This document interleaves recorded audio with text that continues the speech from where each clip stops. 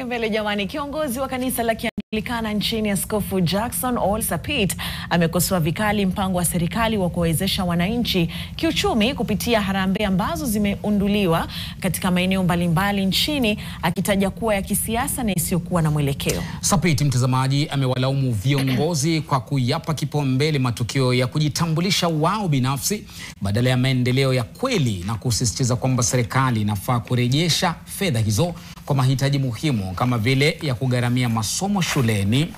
Akizungumza katika shule ya upili ya wasichana ya Limuru wakati wa uzinduzi wa mradi wa kupanda miti One Student One Tree, kadhalika amewataka wanasiasa kuwajibika na kujiepusha na kampeni za mapema.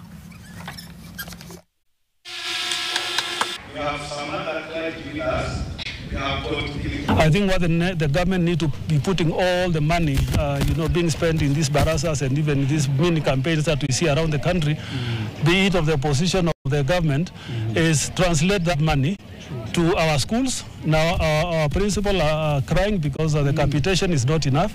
They cannot keep our students for as long as we wish them to be in school. We want the funding model of the universities to work.